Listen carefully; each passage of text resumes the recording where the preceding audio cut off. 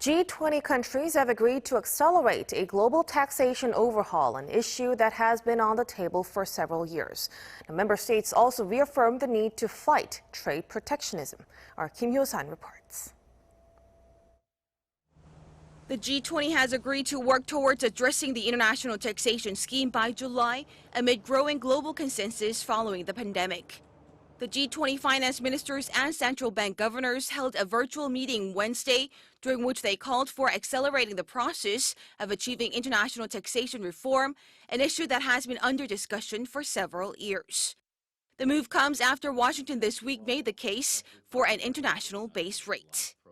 President Biden's proposals announced last week call for bold domestic action, including to raise the U.S. minimum tax rate and renewed international engagement, recognizing that it's important to work with other countries to end the pressures of tax competition and corporate tax base erosion.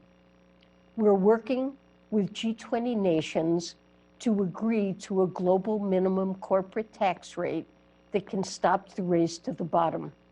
The discussions are focused on two pillars of global taxation. The first is aimed at addressing a fair allocation of profits among different countries where multinational companies operate, and the other being a global minimum effective tax rate.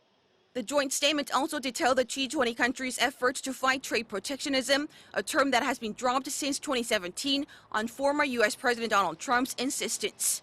The G20 also reaffirmed the need not to ease stimulus measures too soon amid the pandemic.